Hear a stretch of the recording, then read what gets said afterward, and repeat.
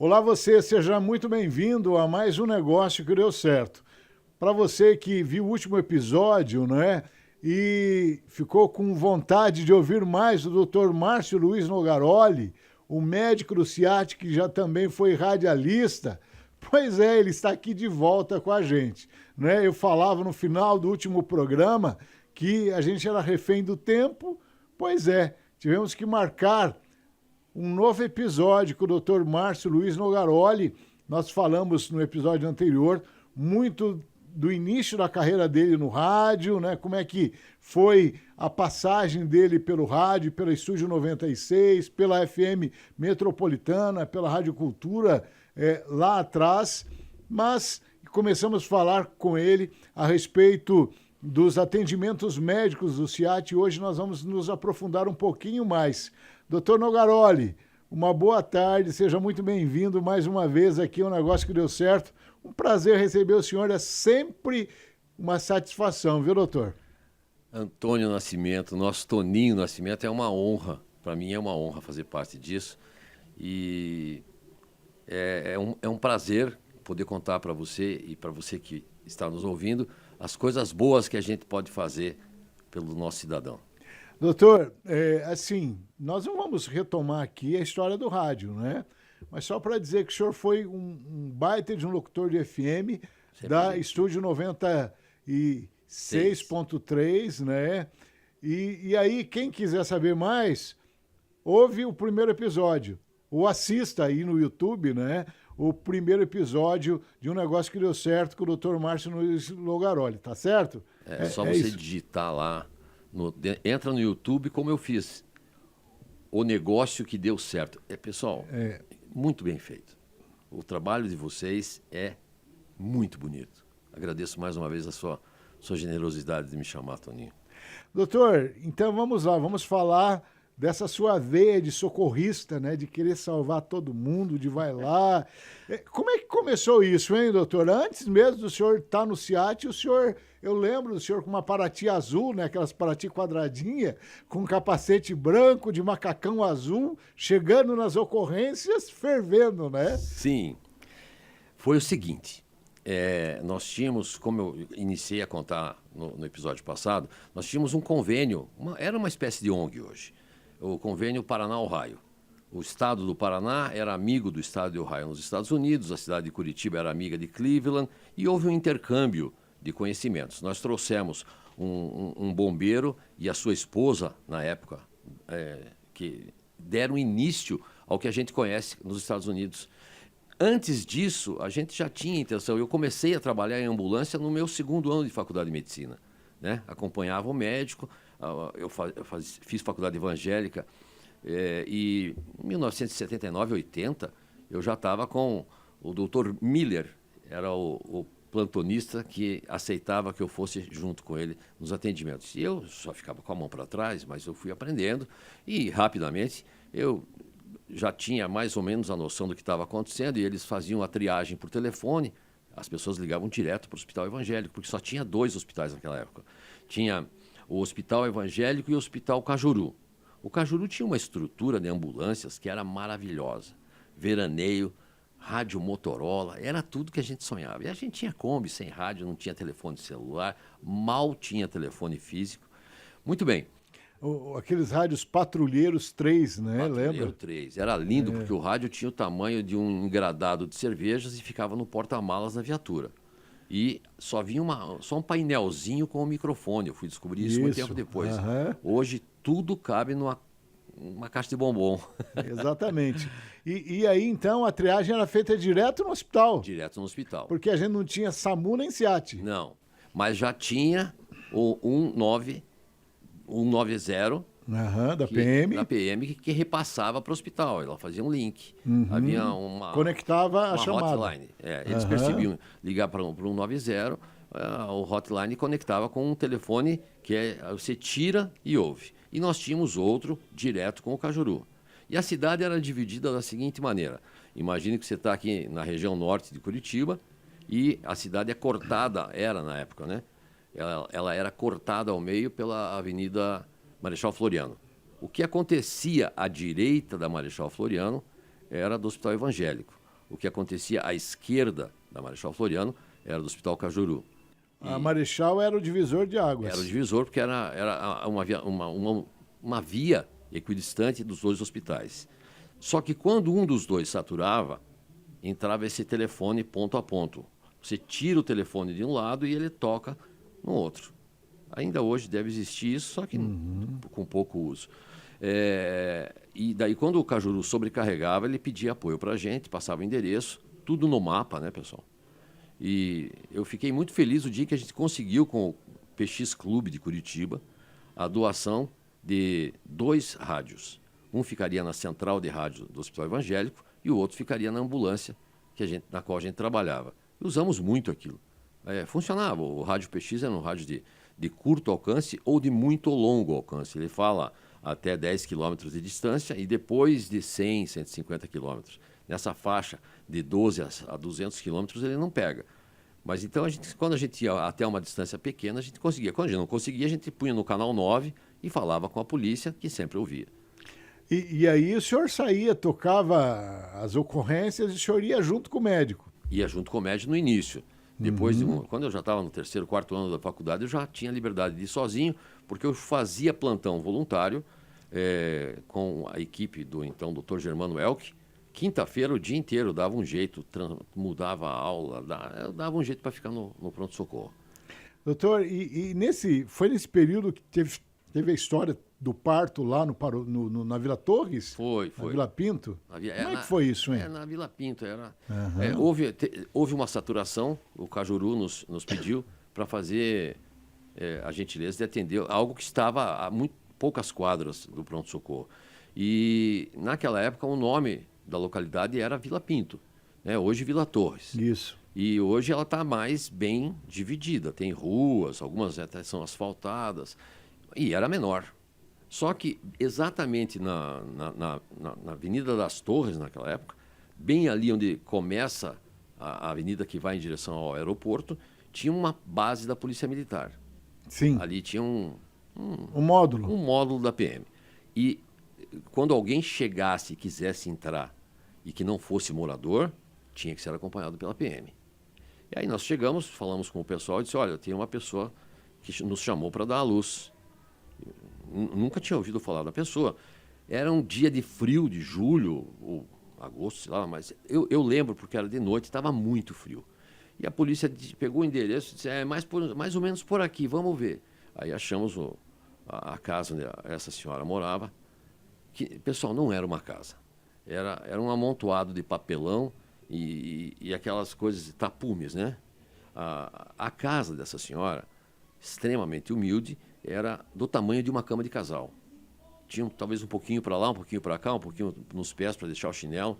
Do lado de fora tinha um fogão amarrado na casa com correntes e no outro pé do fogão uma corrente amarrando o botijão de gás. Nós chegamos, abrimos a porta para fora, porque não tinha como pôr a porta para dela, a porta não abriria para dentro. E a mulher já estava na posição de ter o bebê e eu olhei, gente, não tinha luz. Claro, não tinha luz. Aí o policial me ajudou, olhou, eu vi que o bebezinho estava coroando, né? A cabecinha dele estava querendo aparecer. E eu orientei a mãe, estava uma senhora bem obesa, bastante carente, extremamente carente. Vamos lá, mãezinha, vamos lá. Orientei a mãe, o bebezinho nasceu sozinho. Chorou. Limpamos a boquinha. Gente, frio, muito frio. Garoa fina, o policial festejando e tal. E daí a gente usava, naquela época, a gente usava pinças. As pinças parecem ser tesouras, mas na verdade elas têm na ponta algo chato que pinça e uma trava que segura. E daí você corta no meio, então se deixa lá uma margem de segurança entre o umbigo e coloca aquela pinça na mãe para que a placenta, pelo cordão umbilical, não sangre, né? Pois bem, eu abracei o bebê, dei o bebê para o motorista, colocamos ele enrolado num lençol branco que tinha cobrindo a nossa maca. E na época não existia prancha ainda, sabe, Toninho? As nossas tábuas rígidas ainda não tinham sido criadas. Então a paciente ia em cima de um colchonete de napa. Só os mais antigos vão entender. É um plástico. Azul, né? Na ambulância era branco. Branco. Que era para identificar quando estava sujo. Então, ele pegou e foi preparar a ambulância para a gente tirar aquela maca e pôr a mãe. E quando eu fui ver se a pinça estava bem localizada e tentar pegar as cobertas para colocá-la dentro da ambulância, porque o meu planejamento era assim: eu vou colocar a mãe na maca e vou dar o bebê para ela cuidar, né? O bebê vai sendo seguro no colo, com o calor do corpo da mãe, e rapidamente a gente chega no hospital. E ela disse: doutor, tem alguma coisa se mexendo? Eram gêmeos, pessoal. Bárbara, e ela não tinha percebido? Ela, assim, completamente abandonada pela sociedade, ou talvez por si mesma, não vem ao caso, mas ela não sabia que estava grávida de gêmeos. Quer dizer, isso a gente está falando de 40 e tantos anos atrás também, né, doutor? De 1981. O sistema de saúde também não era tão... Não, era muito precário, né? O nosso SUS hoje é uma coisa... maravilhosa. Só quem vive para saber, né? Sem jogar confete, pessoal, a gente faz coisas hoje pelo SUS que qualquer indivíduo que more num país desenvolvido diz: não é possível que se faça isso grátis, né? E não é grátis, todos nós pagamos e pagamos muito, mas o sistema está lá para atender a todos. O SUS é universal, inclusive estrangeiros. Pois bem, quando ela disse que tinha alguma coisa se mexendo, eu pensei comigo: olha, acho que ela está tendo cólica para expulsar a placenta. E agora o que eu vou fazer se a mulher tiver uma hemorragia? Eu já sabia que ela era obesa, ela tinha mais de 100 quilos talvez. E quando eu palpei o abdômen, eu vi que ela estava tendo contrações e que tinha um outro bebê.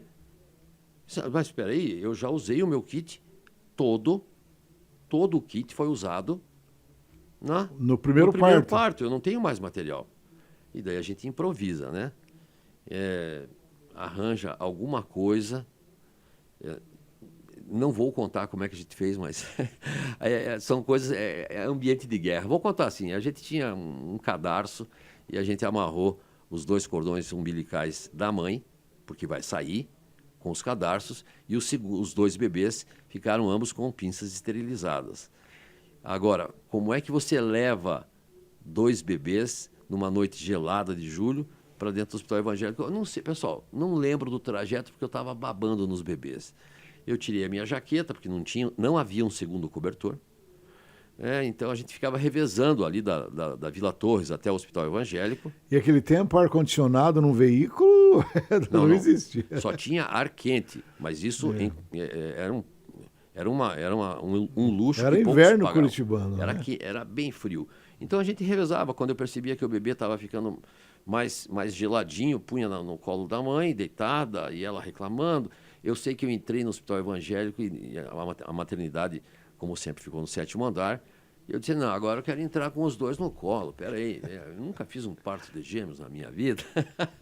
Entrei muito feliz com as 2 crianças, a mãe na maca, preocupada com os filhos. E daí foi o comentário da semana em toda a escola, toda a faculdade. Que bacana, doutor. Parto de gêmeos na rua. Bem, esse é o tempo lá, beirando os anos 80, né? Sim. Virada de década, né? 70, 80, que o senhor ainda estava na universidade, na faculdade evangélica, e aí conciliava esses plantões voluntários lá no hospital evangélico, né? Sim. Agora, como é que começou a sua história com o SAMU ou com o SEAT? Porque o SEAT, nessa época, não existia SEAT ainda, não né? existia nem o SEAT, nem o SAMU. Eu não sei exatamente a idade do SAMU, deve estar por volta dos seus 16, 17 anos. O SEAT nasceu vai fazer 35 anos no ano que vem. Então, ele nasceu exatamente por esse convênio que existia entre o estado do Paraná e o estado de Ohio. E o SEAT nasceu primeiro. Né? Eu lembro. Foi trazido um pessoal, treinaram os médicos matrizes, esses médicos treinaram outros médicos e esse grupo treinou os bombeiros com aquilo que precisa ser feito por um socorrista, como a gente vê nos filmes de atendimento por pessoas que não são médicas. Exatamente, os paramédicos. Os paramédicos norte-americanos. Lá nos Estados Unidos, existe toda uma carreira, sabe, Toninho? A pessoa faz um curso técnico extenso, bastante cobrado. O americano, de um modo geral, ele trabalha em cima de protocolos absurdamente rígidos. E lá eles têm basicamente, assim, para ser curto, né? Eles têm o Emergency Medical Technician, o EMT, e o Emergency Medical Service, que seria um especialista já. Ele progride de EMT para EMS. Então, os 2 socorristas do EMS, eles são mais treinados, podem fazer outras coisas, injeções, podem colocar soro, até há pouco tempo atrás podiam entubar, não sei como é que está hoje, porque a medicina também evoluiu e hoje nós temos meios de entubar que são muito mais fáceis, muito mais rápidos e não tão seguros, mas na falta de um médico no local, você pode treinar um paramédico para que ele faça isso. Mas a ideia toda nasceu porque nós queríamos implantar um sistema nas estradas. Foi um pouquinho antes do SEAT isso. Nós queríamos fazer um serviço nas estradas. E nós tínhamos amigos próximos que frequentavam o nosso hall de amizades e que eram pessoas importantes na Polícia Rodoviária Federal. E nós levamos a ideia. Olha, nós temos condição de colocar nos feriados prolongados,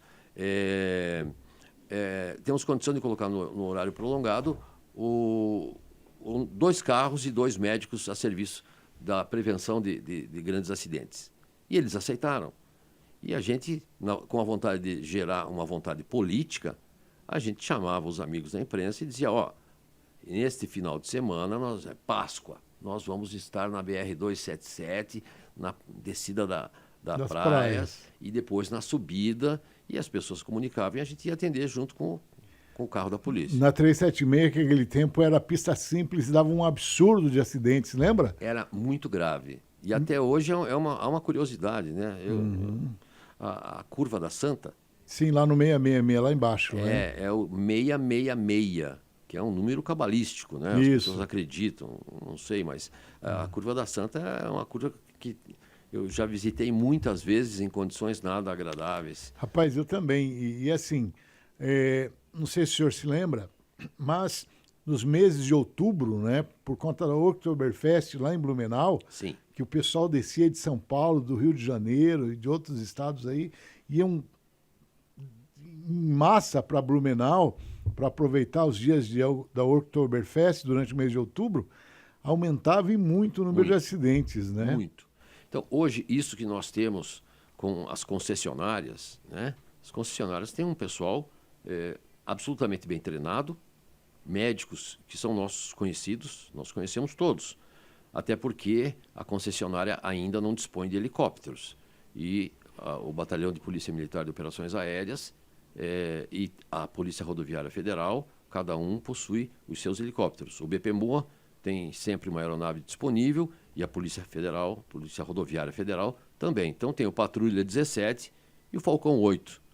Mas nós também podemos usar o Falcão 3 ou o Falcão 4, que são aeronaves que nós utilizamos para resgate. São preparadas para que, em condição de necessidade, na eventualidade da gente precisar fazer um resgate em que o operador sai da aeronave e precisa descer de rapel, porque não há ponto de desembarque, não existe um heliponto, né? Não existe um lugar de pouso seguro em função das árvores.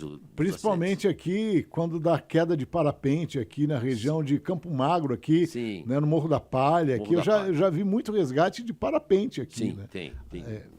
Na época em que existem bastante correntes ascendentes, que é quando o pessoal mais executa o esporte, infelizmente ocorrem acidentes e um dos helicópteros, um de nós é acionado. A equipe que compõe a PRF é a mesma equipe que compõe o BPMOA.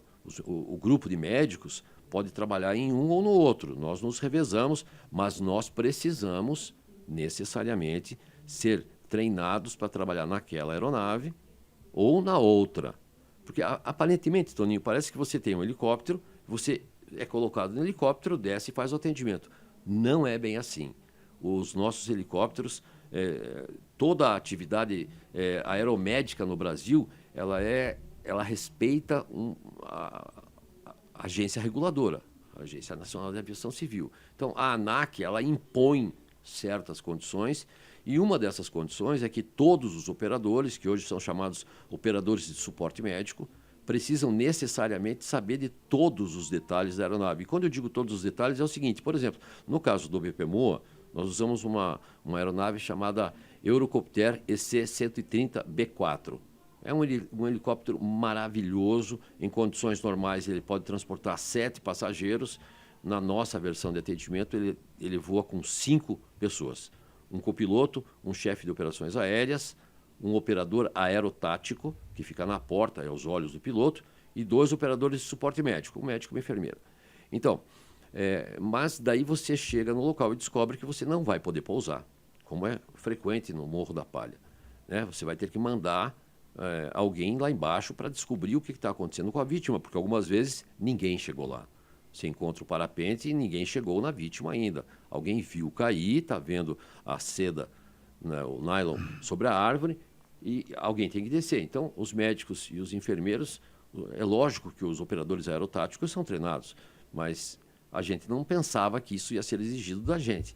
E daí joga uma corda de 30, 45 metros e a gente tem que fazer o rapel até lá embaixo. E para isso, os senhores sabem como funciona a cabeça do militar. Não existe opção de falha. A falha não é uma possibilidade. Então, tudo na aeronáutica é no mínimo duplo. Tem que ter 2 de tudo. E aí, como é que funciona, doutor? Essa triagem, se a ocorrência é grave a ponto de enviar uma aeronave, como é que funciona essa logística, por favor? Veja só, nós temos o SAMU e o SEAT. O SEAT hoje é um braço do SAMU. O SAMU é uma instituição exclusivamente tripartite. Ela tem uma parcela do governo federal, uma parcela do governo estadual e uma parcela do governo municipal. No SEAT, nós recebemos tudo do SAMU.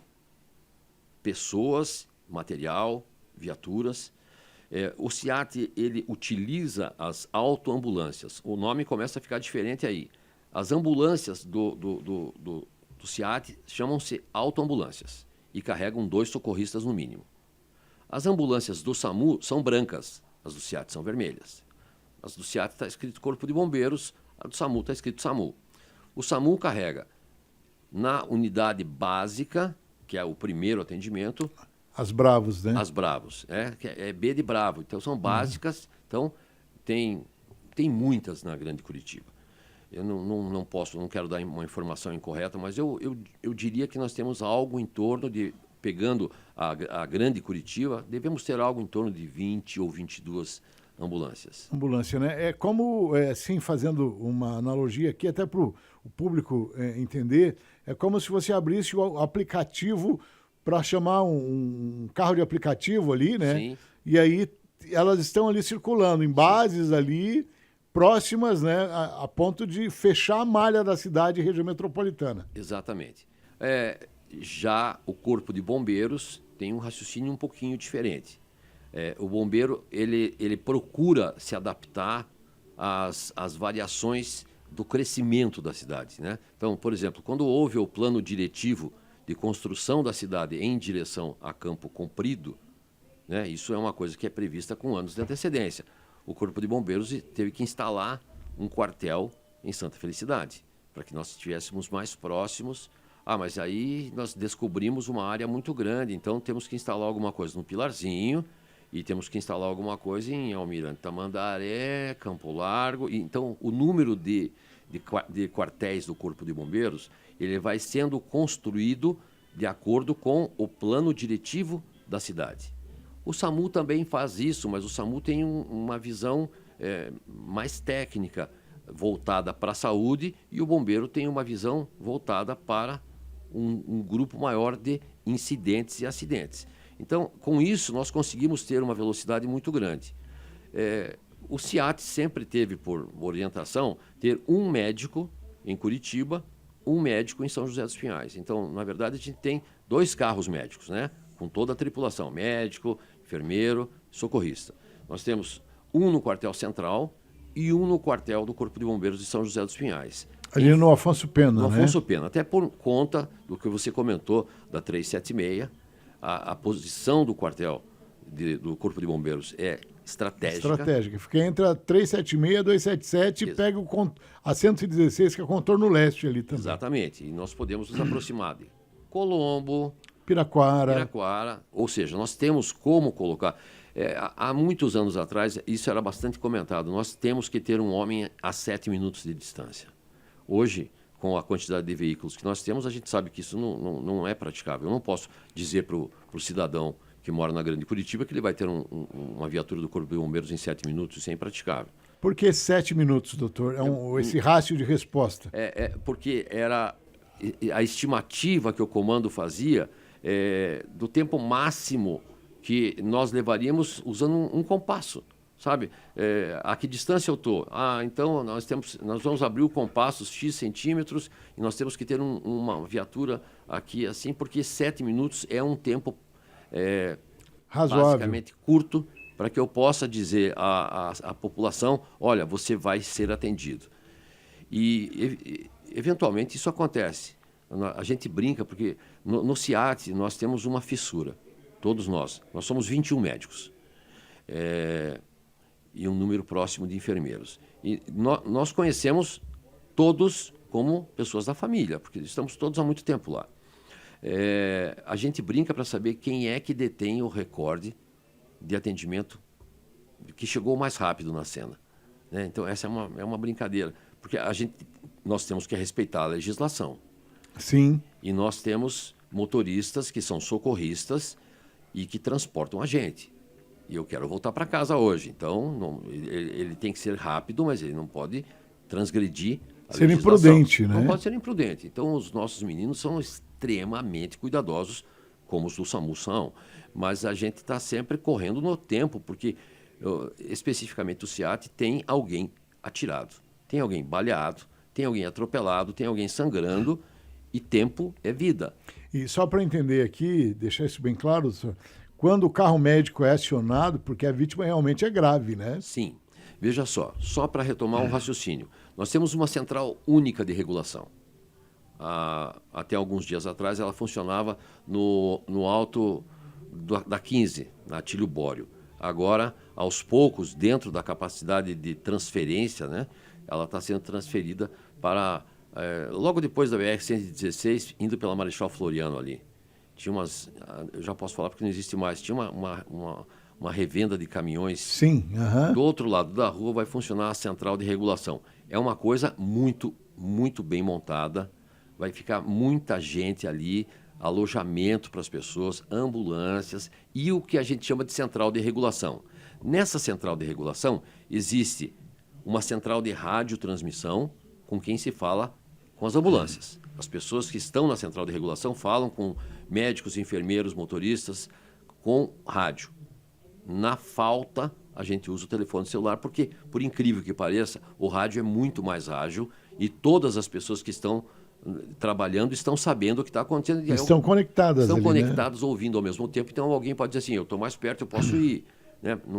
Não é possível, fisicamente, você ter alguém que fique fiscalizando 24 horas por dia onde que está cada ambulância. Então, o pessoal sabe da necessidade e ele se voluntaria. Olha, eu estou mais perto do que a ambulância que você está designando, eu estou vazio e voltando. Então ótimo, você pode ir. Eu já almocei, os colegas não almoçaram, eu vou. Essa central única de regulação também é a central que aciona o helicóptero para o SAMU ou para o Corpo de Bombeiros. Então, eu fui muitos anos regulador do SAMU. Ficava sentado, recebendo a ligação das pessoas pedindo um meio de transporte. Eu estou com uma fratura de braço, então eu sabia que tipo de ambulância, se precisava mandar médicos, enfim. E, mais importante do que isso, para onde é que eu vou levar? Para onde que a ambulância que vai atendê-lo vai levar? Porque você concorda comigo que os nossos hospitais têm uma certa limitação. E Sim. Esse teto e por vezes eles fecham. Fecha. Ele literalmente fecha para o SAMU e para o CIAT. Para a população ele não fecha nunca. Né? As pessoas têm dificuldade de entender isso. Mas quando você chega com um doente em um dos pronto-socorros, eu não quero saber, meu amigo. Dá teu jeito, atende agora. E é assim que deve ser. Né? Mas para nós que temos a administração na mão, eles ligam e dizem, olha, nós estamos impossibilitados de receber graves pacientes de trauma de crânio, porque nós estamos com uma fila de 2, 3 pessoas na tomografia. Então, ou o raio-x está quebrado, a tomografia está quebrada. Como aconteceu outro dia, houve um problema elétrico em um pronto-socorro e o gerador não dava conta de tudo. Então, é preciso tirar os pacientes que estão, ou não mandar pacientes que estão com fratura de crânio para aquele hospital. Eu tenho que realocar ele. E eu tenho pacientes que estão indo para lá. Então, eu preciso de um rádio que tire a ambulância do trajeto para o hospital que falhou e o coloque num outro hospital. E eu preciso avisar esse hospital que agora aquele doente não está indo mais para o hospital A, ele está indo para o hospital B. E a gente vai ouvir a história. E quem faz esse trabalho é o médico regulador. É o médico regulador. Existe uma central de regulação do Corpo de Bombeiros, existe uma central de regulação do SAMU e existe uma central de regulação única que funciona dentro do SAMU. E nessa central de regulação eles também regulam vagas de emergência, vagas de urgência e vagas de pacientes que são selecionados para cirurgias não urgentes e não emergentes. As eletivas. As eletivas. Então, essa central coordena, está acordado hoje que quem coordena a utilização dos helicópteros é a Central Única de Regulação. Até porque é para essa central que os hospitais se reportam. Puxa vida, é trabalhosa a função do médico regulador, né, doutor? E olha, não é só trabalhosa, ela é muito estressante. E eu explico por quê. As pessoas, especialmente num lugar onde a assistência médica é gratuita, elas acreditam, com razão, que o seu problema é único. Eu entendo isso. Que a dor dela é a pior de tudo. Sim, e claro, a dor que você está sentindo é a maior dor do mundo. Desculpe, eu estou com dor, daí tem os pulos. Se vire e me atenda. Mas enquanto você está com uma dor na sua vértebra lombar, que já tem alguns anos de existência, e agora ela piorou, eu tenho uma criança engasgada na cidade industrial, eu tenho um homem baleado no centro e um esfaqueado em Colombo. Eu não tenho médico nesse volume. Como fechar essa equação? Eu preciso dizer para aquela pessoa que está com dor na coluna que ela pode procurar o apoio indo até a unidade de pronto atendimento, a UPA, ou que ela procure a unidade básica de saúde mais próxima. Mas as pessoas não se conformam com isso, elas querem uma ambulância agora na casa delas. E aí o regulador tem que explicar. Doutor, e uma curiosidade, eu acho que muita gente está pensando nisso, mas como é que o médico lá do outro lado da linha telefônica, ele sabe se a ocorrência é grave a ponto de despachar um médico ou não? Porque não pode errar, né? A gente não tem... O erro, embora seja uma característica humana, não é tolerado quando o seu familiar está doente. Não dá. Sim. Então, existem protocolos pelos quais nós, médicos reguladores, somos obrigados a seguir. Então, existem perguntas. Depois de algum tempo que você está na função de regulador, e como você só está escutando, você começa a aprender muito com o que você está ouvindo por trás da voz de quem está te chamando. Então, se a pessoa... O filtro fica mais aguçado. Fica mais aguçado. Se eu estou escutando a pessoa dizer, olha, ocorreu um acidente aqui, eu estou perto da vítima e ela não conversa comigo. E eu estou escutando um barulho tipo... Eu estou escutando... Parece difícil para as pessoas, mas a gente só faz isso na vida, né? Então, a gente ouve o ruído respiratório, né? Pede para a pessoa se aproximar e a pessoa não está respondendo, não, tem que ir um médico, né? Quebrou a perna. O senhor está vendo a perna quebrada? Não, não estou. E a pessoa consegue mexer os pés, consegue dobrar? Não, talvez não tenha quebrado. Então, é uma situação de menos gravidade do que alguém que está respirando com ruído, né? Então, são situações e situações. Mas nós respeitamos protocolos, nós seguimos protocolos de regulação e entre os protocolos existe o protocolo de dizer não, né? Por exemplo, o SEAT não tem condições, por falta de material, de atender um infarto agudo do miocárdio. Não adianta, nós não temos equipamento para isso. E eu vou atrapalhar a vida do doente. Quem tem que atender o infarto agudo do miocárdio é um médico do SAMU. Por quê?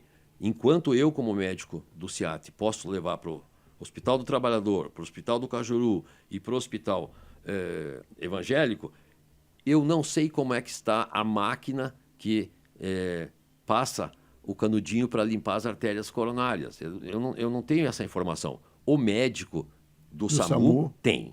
E ele sabe qual é a unidade que vai poder fazer o cateterismo com maior velocidade, com maior expertise, e então ele vai mandar essa pessoa. Eu não posso mandar, não adianta você pedir. E do ponto contrário, se você encontra uma pessoa presa nas ferragens de um veículo, não vai ser possível esperar que o médico do SAMU consiga remover essa vítima de lá de dentro, porque eu preciso de um sistema de extricação. Eu preciso retirar a ferragem de cima da vítima. Então, é simples de entender. Algumas coisas só o médico do SAMU pode realizar. E outras coisas só o médico do CIAT vai ter condição de fazer. Né? Doutor, e o helicóptero, em que situações ele é acionado? Existem duas variáveis que são consideradas: gravidade e distância. Distância. Para o município de Curitiba, nós temos um tempo de voo de 3 minutos. Tanto com o AW-109, que é a aeronave da Polícia Rodoviária Federal, como com o B-4 do BPMO, da Polícia Militar, nosso tempo de voo é muito próximo. São duas aeronaves muito semelhantes, embora sejam bastante diferentes, elas exercem uma atividade muito próxima. Então, nós temos 3 minutos de voo. Nós estamos no Bacaxeri e eu tenho uma emergência em Rio Branco do Sul. Eu vou levar 3, 4 minutos se não for na área rural. Então, veja você, se eu preciso de alguém que coloque um médico a 3 minutos de distância, essa coisa é muito grave. É grave. Eu não posso ir buscar uma cólica menstrual com um helicóptero. Não posso. Né? Assim como eu não posso, em certas condições, buscar alguém que fez um entorse leve do tornozelo subindo o morro. Essa pessoa tinha que ter se prevenido com um sapato adequado. Tá, mas eu estava com tudo isso, não consigo me movimentar. Vamos acionar o grupo GHOST, Grupo de Operações de Tratamento Especial, tá? de táticas de salvamento. São bombeiros que só fazem salvamentos em áreas muito críticas. Então nós vamos ter que colocar, e esse homem vai ser tirado de lá de cima da montanha abaixo, em uma maca, corda, não interessa. Ele vai ser trazido. Ou se nós tivermos condição técnica, nós vamos mandar um helicóptero.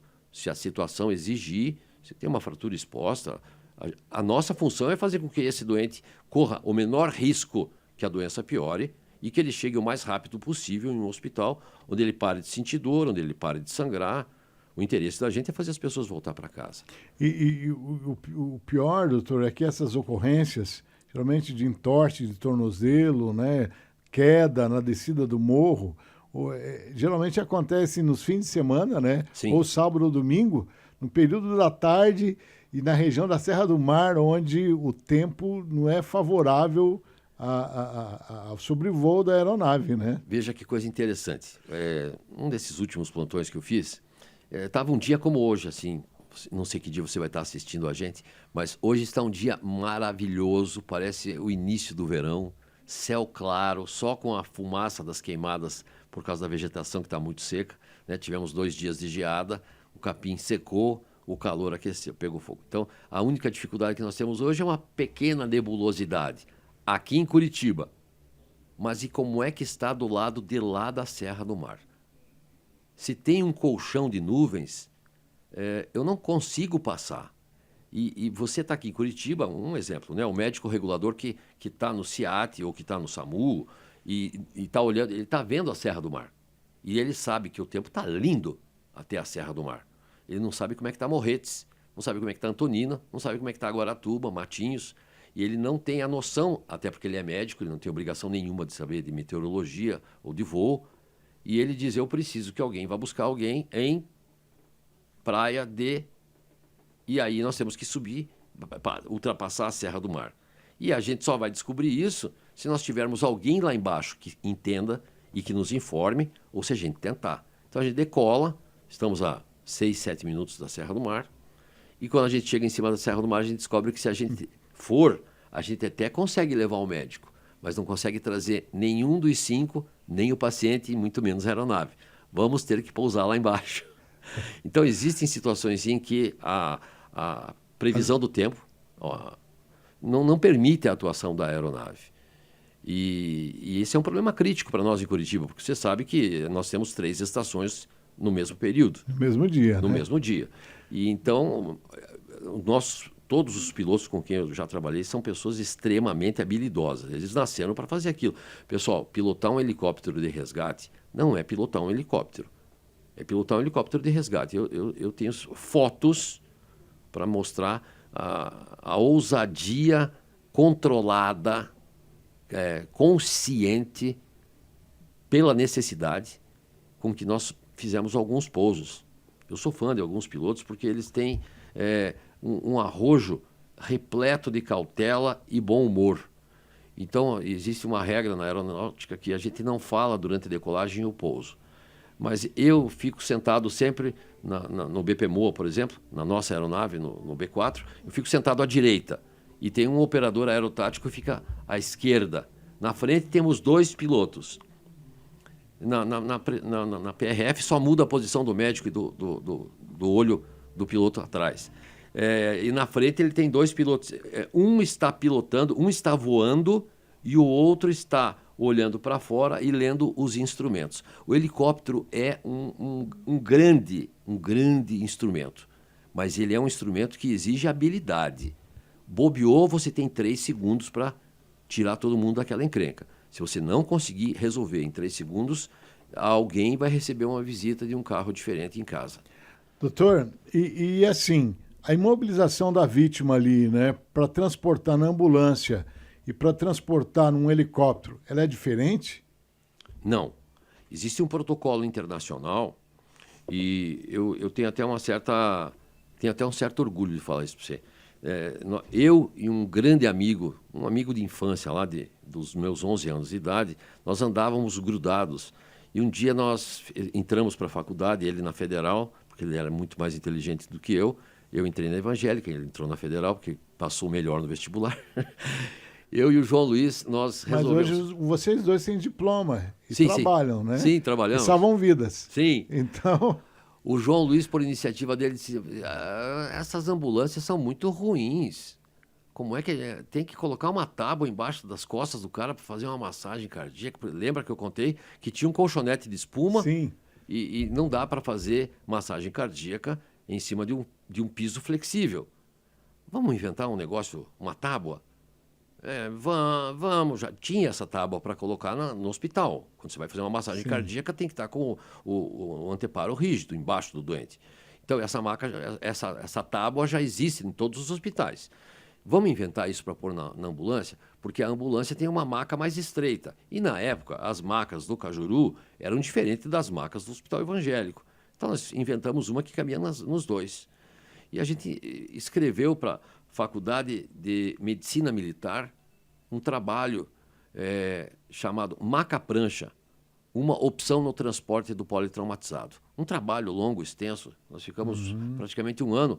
E quando eu vejo essas nossas macas hoje, eu sinto uma pontinha de orgulho, porque ela tem um furo na parte de cima, que é usado para pendurá-la no pronto-socorro. E o nosso sonho era que um dia, quando a gente chegasse com o doente, a gente entregasse o doente numa maca. Imagine, João, quando a gente colocar o doente, entregar o paciente na maca e o paciente vai para dentro do centro cirúrgico. Quando a gente sai, a gente simplesmente pega outra tábua e coloca dentro da ambulância e vai continuar o trabalho. Repõe automaticamente. E é exatamente isso que acontece hoje. E ela não tem só o furo em cima, tem nas laterais também ali, né? Para o senhor prender o paciente, né, doutor? Uma curiosidade. Depois que a gente criou esse negócio, nós descobrimos e testamos e descobrimos por que o sistema americano criou as macas com aqueles cortes. Parece que aqueles cortes são para a gente segurar ou passar o cinto. Também, mas existem medidas específicas e que viraram regra. essa maca, a maca que a gente usa, que é uma madeira extremamente desconfortável, você que está nos vendo, nos ouvindo, não queira nunca se deitar numa coisa daquelas, porque ela pega num lugarzinho aqui na cabeça que você não tem ideia de como é ruim aquilo como ambulância andando. Essa maca tem cortes laterais que coincidem exatamente com os pontos de ancoragem dos bancos do helicóptero UH-1.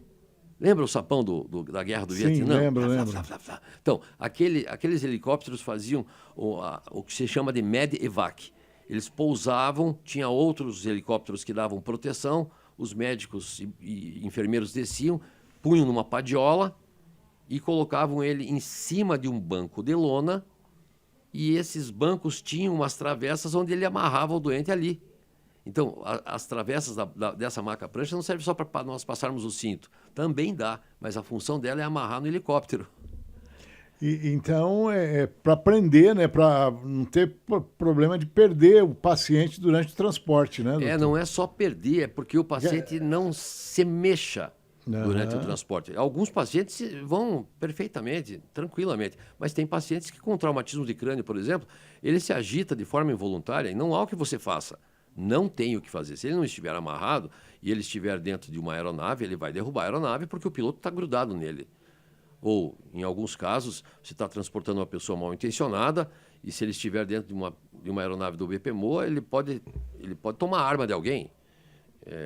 Então, são coisas que a gente só descobre quando está trabalhando lá. Doutor, vamos falar um pouquinho aqui da sua experiência do dia a dia, né, no BPMOA.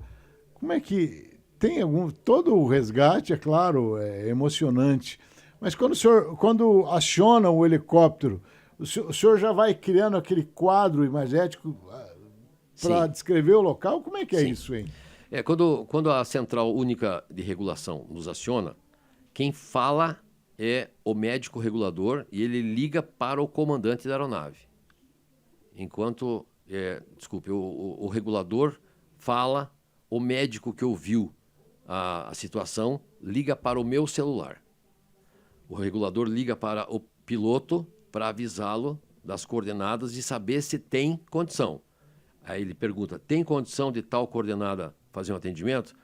Não só se está chovendo, se tem neblina, como se também dá tempo de voltar de dia ainda, porque nós temos um horário final para pousar. Aí o comandante diz, sim, é possível. Ele já sabe quanto que está abastecida a aeronave, quanto que vai gastar de combustível. Aí esse médico faz um sinal, o outro colega telefona para mim, e o auxiliar desse segundo médico liga para a minha enfermeira. E todo mundo troca as informações que tem. O médico da central de regulação passa as coordenadas, o médico que ouviu a descrição do quadro clínico passa o quadro clínico para mim, e a enfermeira recebe a informação da enfermeira que também estava ouvindo e dizendo, olha, o paciente está com perda de sangue, vamos. Então, a recepção do telefonema é exatamente assim. E quando eu topo qualquer negócio, não tenho problema. Menos um. Eu tenho uma condição que todo mundo... E isso é motivo até de brincadeira. Eu tenho muita dificuldade de atender criança. A criança que eu digo é abaixo dos 14 anos. Os seres humaninhos abaixo dos 14 anos mexem comigo e eu não sei por quê. Até porque eu já pensei até em ser pediatra quando eu estava na faculdade ainda, mas eu descobri que eu não tenho um preparo emocional para atender criança. Não consigo ver aqueles bichinhos em dificuldade. Fora as crianças, no trajeto, eu consigo ter uma... Eu sempre digo que a gente tem umas receitas de bolo. Então, é uma fratura exposta de fêmur com grande perda de sangue, a gente já vai desenhando. Vai recebendo essa informação e já vai preparando o equipamento ali também. Sim. O helicóptero, embora seja maravilhoso, lindo, rápido, ele tem uma característica complicada que é o espaço interno. Então, eu sempre brinco com o pessoal porque os nossos macacões, com grande orgulho, são fabricados aqui em Curitiba e vendidos para o mundo inteiro. A Erics Confecções, inclusive o filho do dono é estudante de medicina, vai acabar fazendo um estágio conosco. Esses macacões verdes, são feitos de uma liga que não incendeia. E é um EPI, é um equipamento de proteção individual. Não pode voar sem o macacão verde, né? Esse macacão, a gente brinca que ele tem uns zíperes que são diagonais na linha do peito, porque não dá para você abrir e enfiar a mão, não tem lugar.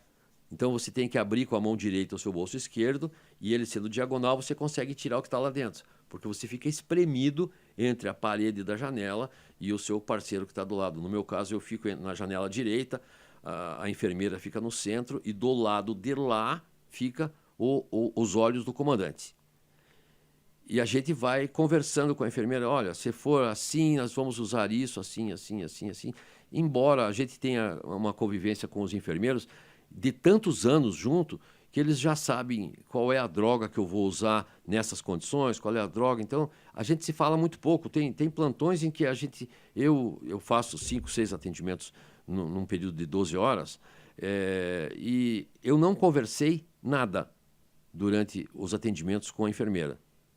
Ela sabe, a gente se fala de olhar, porque são muitos anos, as pessoas... quem não gosta, sabe o que faz. Quem não gosta não tolera, vai embora.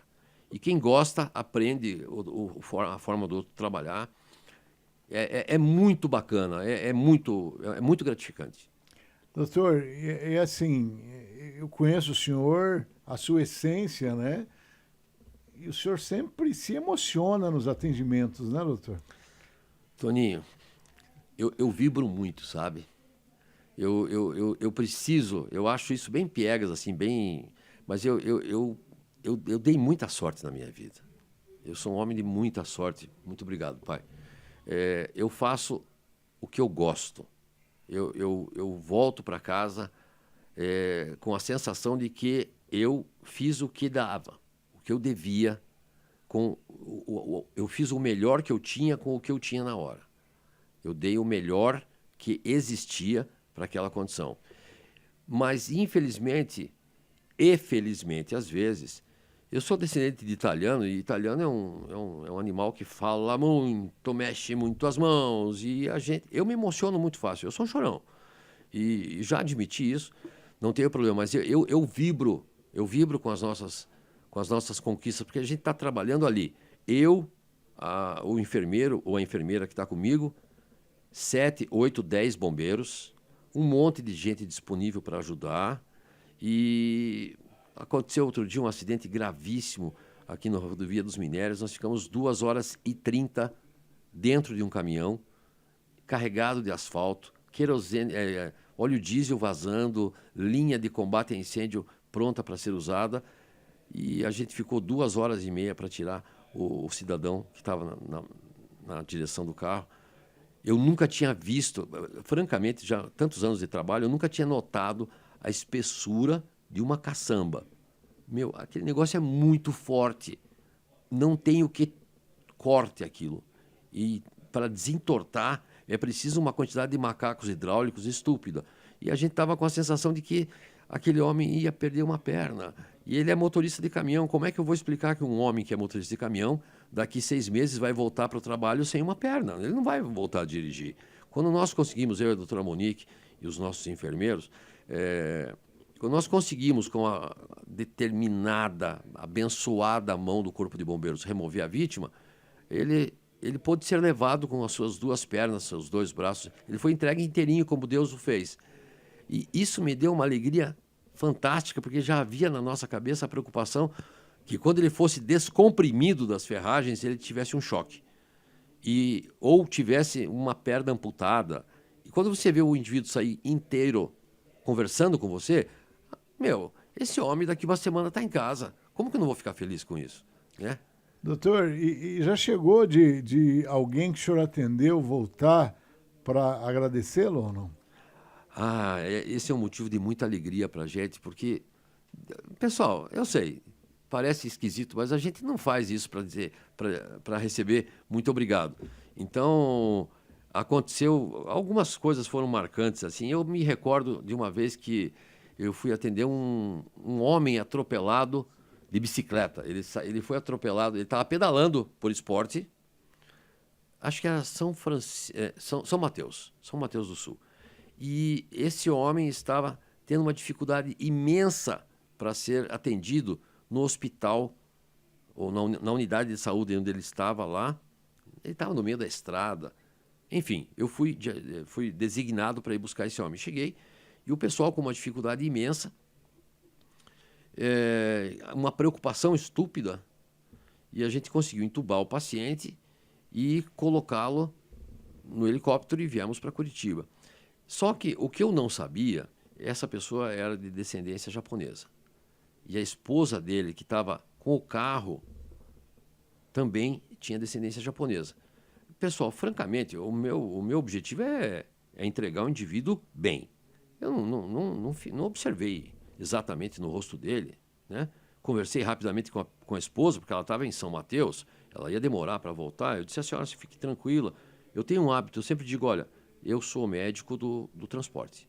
Eu posso tratar o seu esposo como se ele fosse da minha família, a senhora me autoriza? Porque daí eu transmito para essa pessoa uma tranquilidade. Tranquilidade, né? Ela sabe: não, peraí, eu não entreguei para qualquer um, eu entreguei para um irmão dele, né? O médico me disse: eu vou tratar dele como se fosse meu irmão. E é isso que a gente faz, naturalmente, para todos. E ela disse: não, tá bom, leve. Então a senhora fique tranquila e volte para casa devagar, né? Porque ela quer voltar desesperada, ela está vendo o marido. Eu entreguei o paciente grave, com fratura de crânio. Entreguei o paciente do hospital e passou. Estou no meu consultório particular um dia e a minha secretária me disse: entrou, doutor, olha, tem um casal aí que quer falar com o senhor. Sério? Tá, eu vou terminar de atender esse paciente e já os recebo, sabe? Tem alguma coisa? Não sei, eles só disseram que querem falar. É uma palavrinha rápida. Tá bom. Era uns dias antes do Natal, assim, lá, 10, 15 de dezembro. Aí eu abri a porta e estranhei, eu não conhecia aquelas pessoas, né? Boa tarde. Doutor, a gente queria trocar uma palavrinha com o senhor. Pois não, entra aqui. Entrei, fechei a porta.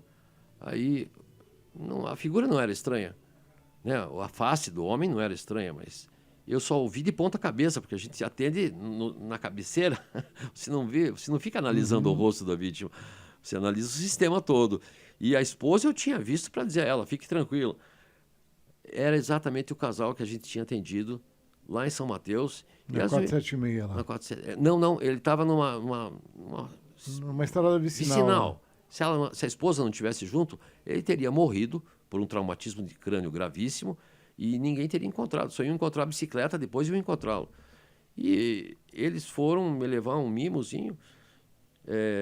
Eu não dou a menor importância para isso, pessoal. Confesso, me desculpe se você está nos ouvindo e foi você que foi me levar a lembrança. Eu não lembro do que era, porque isso não é importante, mas a atitude dele dizer: olha, muito obrigado, eu também sou médico, minha esposa também é médica, eu trabalho em tal área, ela trabalha nessa área, você não nos conhecia, nos tratou, né? Me fez passar esse Natal em casa. E isso me arrepia, sabe? Saber que através de mim alguém conseguiu fazer aquele homem voltar para casa é uma coisa que me faz muito feliz. Eu não sou um frequentador de igrejas, mas eu converso muito com o Criador porque eu preciso da ajuda dele muitas vezes. A gente não é chamado para ataque de pelanca. Quando o nosso alarme toca, a gente sabe que tem alguém sangrando e com dor. E quando a gente consegue fazer essa pessoa sair curada, eu vibro. Agradeço a Deus por ter me permitido participar desse momento e rezo para que a pessoa se recupere rápido. Eu não sei o que eu seria se eu não fosse médico. Eu adoro esse trabalho. Não me queixo. Eu sei que eu sacrifiquei muito os meus filhos. Passei muitos natais fora.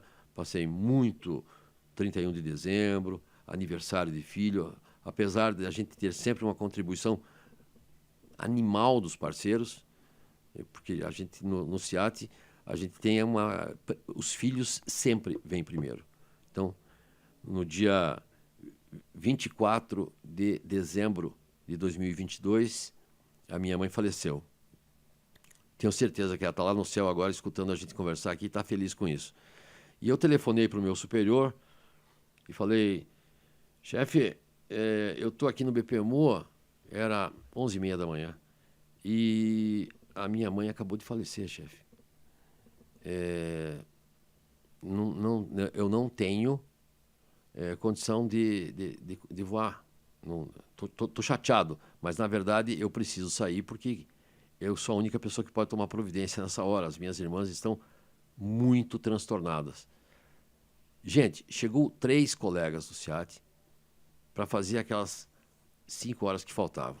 Então, esse tipo de colaboração existe para a gente. Eu falo do SEAT porque eu estou dentro do SEAT agora. No SAMU eu tenho certeza que é igual. Essa fraternidade, coisa de irmão. Eles vêm, olha, eu posso fazer as próximas 2 horas. Então, você faz as 2, daí daqui 1h45 eu chego e a gente vai... Então, a população continua coberta, mas eu posso ir dar atenção para os meus. E isso é muito reconfortante. Eu fiz a minha família passar dificuldade, mas eu graças a Deus, pude ir no nascimento dos meus 3 filhos. As minhas netas nasceram, eu não estava lá porque elas não estavam aqui. Então, mas a medicina exige bastante da gente, a emergência exige bastante treinamento, atualização.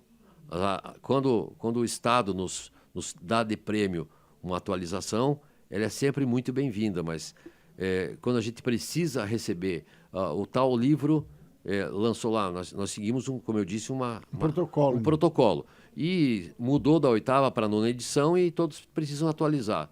Não há previsão de reposição, porque considera-se que a atualização não gera necessidade.